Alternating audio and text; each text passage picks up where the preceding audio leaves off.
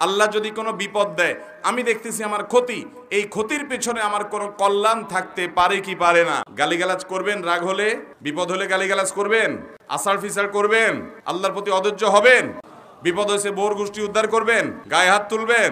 মক্কায় একবার আমার এক পরিচিত ভাই, ওনার জীবনে একটা বড় বিপদ আসলো। বিপদ কি? বিপদ হলো, ভদ্রলোক হোটেলের ব্যবসা করে, আবাসিক হোটেলের ব্যবসা করে, আমার পরিচিত। তো সে ভাই, উনি হঠাৎ করে দেখি মন টন খারাপ। কিরে ভাই মন খারাপ কেন? বলে হুজুর মন খারাপ, দেশে চলে যাব।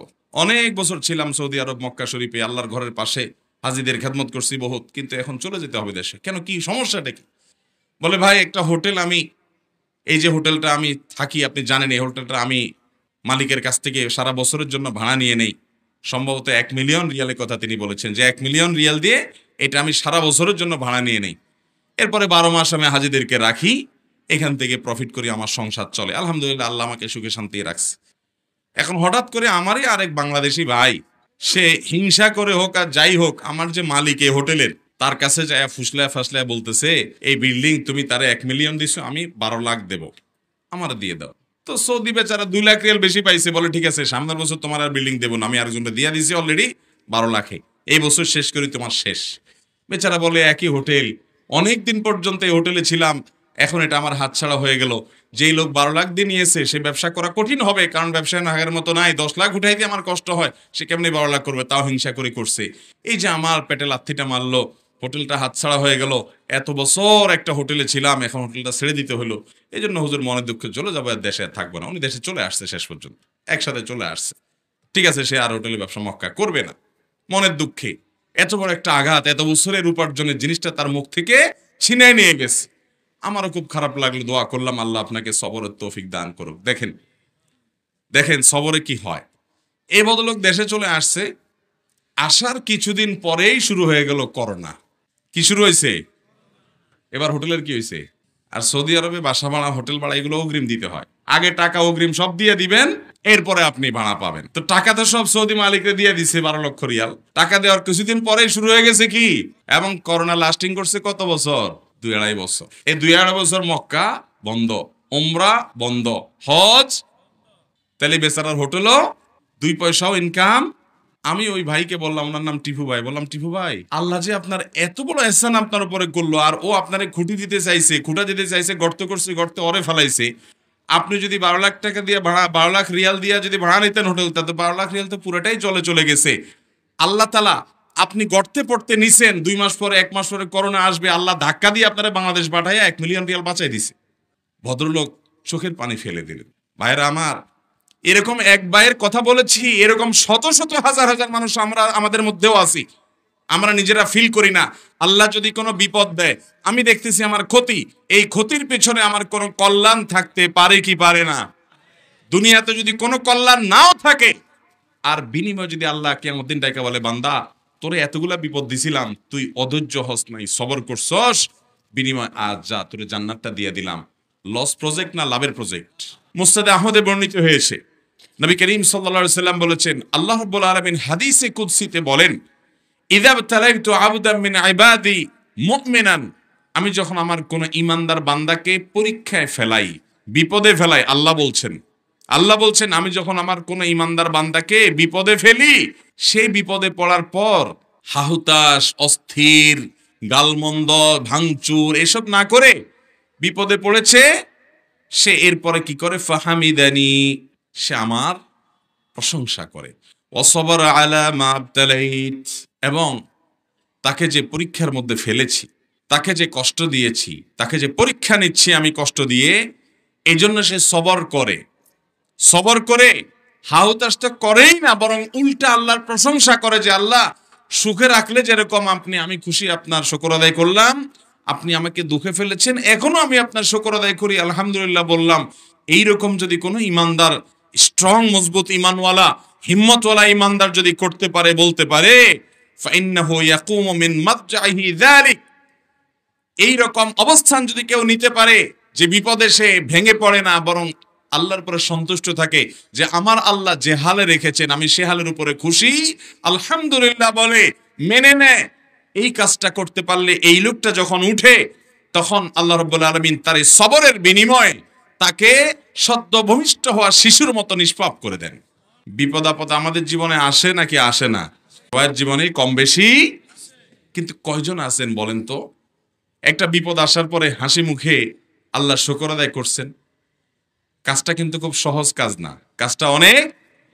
এই ওয়াজ আপনাকে করতে দিলে আপনি হয়তো আমার চেয়ে তারা ভালো পারেন বা কিছু বলতে পারবেন, কিন্তু যখন বিপদে আমরা পড়ে যাব তখন আমল করতে পারলাম কিনা সেটাই হলো বড় প্রশ্নের বিষয়। আল্লাহ আমাদের সবাইকে সেরকম সবরকারী হওয়ার তৌফিক দান করুন। নামাজি মুসলমান পাবেন, রোজাদার মুসলমান পাবেন, দাড়িয়ালা মুসলমান পাবেন, কিন্তু সবরকারী মুসলমান খুব বেশি পাবেন না। হুলস্থুল, বিশেষ করে বিপদ আপদে ভেঙে পড়ে অনেকে তো আল্লাহর প্রতি নিরাশ হয়ে আল্লাহর প্রতি এমন কথা বলে যে কুফরি কালাম হয়ে যায়, ইমান থেকে খারিজ হয়ে যায়। মনে রাখবেন, আপনার যে কোনো বিপদ, যে কোনো আপনার জীবনের কষ্ট, এই সবগুলো আল্লাহ তাআলা দেখছেন কি দেখছেন না? আল্লাহর নিয়ন্ত্রণের বাইরে কি কিছু আছে? আল্লাহর নিয়ন্ত্রণের বাইরে কিছু আছে? কিচ্ছু নেই। অতএব আল্লাহ রাব্বুল আলামিনের কাছে নিজেকে সারেন্ডার করতে হবে, সঁপে দিতে হবে, সমর্পণ করতে হবে, তার সামনে নিজেকে উপস্থাপন করতে হবে। বিপদে আবার হাসবেন কিভাবে? আচ্ছা, বিপদে আবার আল্লাহর প্রশংসা করবেন কিভাবে? ধরুন আল্লাহ তাআলা আপনাকে একটা বিপদে ফেলেছেন। বিপদে ফেলেছেন কি?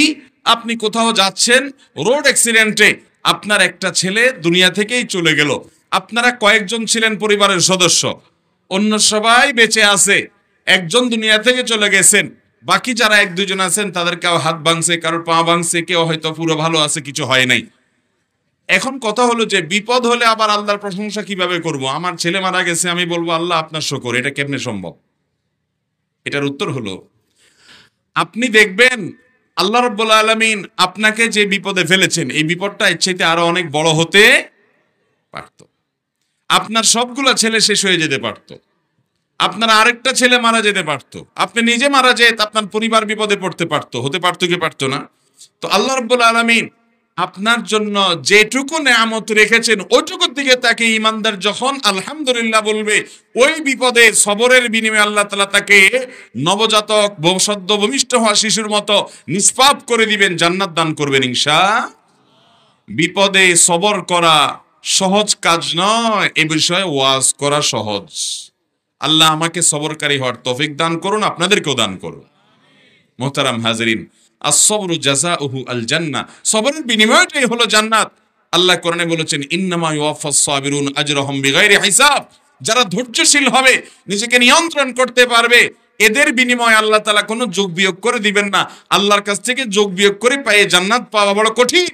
বিনা হিসাবে যদি জান্নাতে চান, বিনা হিসাবে যদি আল্লাহর কাছ থেকে সওয়াব পেতে চান, তাহলে আপনার জীবনের প্রতিটি পদক্ষেপে যত কঠিন সময় আসুক, পাহাড়ের মতো অটল হয়ে থেকে আপনাকে সবর করতে হবে, ধৈর্য ধারণ করতে হবে, নিজেকে নিয়ন্ত্রণ করতে হবে। মাথা গরম করে অঘটন ঘটানো যাবে না, গালিগালাজ করা যাবে না, নিজেকে শেষ করা যাবে না, কুফরি কালাম করা যাবে না, আল্লাহর প্রতি অনাস্থা প্রকাশ করা যাবে না, নিরাশ হওয়া যাবে না। সবর এখতিয়ার করতে হবে। আস-সবরু জামিল, সবর অনেক সুন্দর জিনিস। আল্লাহ আমাদের সবাইকে সে সবরের দৌলত দান করুন। বিপদে সবর করব তো ইনশাআল্লাহ। ভাইরা আমার একটা বিপদ হয়েছে, এই বিপদটা আমার জীবনের নেয়ামত হতে পারে কি পারে না? পারে কি পারে না? এরকম বহু ঘটনা আমাদের সামনে আসে না নাই? অনেক বিপদ আছে, আমরা দেখি বিপদ, অথচ এটা উপর দিয়ে দেখতে বিপদ হলে কি হবে, এর পিছনে নেয়ামত আছে। আমরা যদি সবর করে বলতে পারি, আল্লাহ আমি নিজের জন্য চাইছিলাম এই চাকরিটা হোক, কিন্তু আপনি দিলেন না, আমি বুঝলাম আমার ফয়সালা আপনার পক্ষ থেকে, আমি নিজের জন্য এটা ভালো মনে করছি, আপনি আমার জন্য ভালো মনে করেন নাই। মনে রাখবেন, আপনি নিজের জন্য যেটাকে ভালো মনে করছেন, আপনার রব তিনি যেটা নির্বাচন করবেন আপনার জন্য, সেটা আপনার মনে করার চাইতে আরো বেশি ভালো হবে। বুঝে আসুক আর ইমানদারের লস হবে। অতএব সবর করবো তো ইনশাআল্লাহ। গালিগালাজ করবেন, রাগ হলে, বিপদ হলে গালিগালাজ করবেন, আসার ফিসার করবেন, আল্লাহর প্রতি অধৈর্য হবেন, সবর করবেন তো ইনশাআল্লাহ। বিপদ হয়েছে বোর গোষ্ঠী উদ্ধার করবেন, গায়ে হাত তুলবেন, সবর করবেন তো ইনশাআল্লাহ। সবর করলে ভাই আল্লাহ রাব্বুল আলামিন অফুরন্ত সওয়াব দিবেন বিনা হিসাবে। আল্লাহর কাছ থেকে সওয়াব আর জান্নাত পেতে চাইলে সবরের কোনো বিকল্প, সবরে মেওয়া ফলে মুখে বললে হবে না, আমলও করতে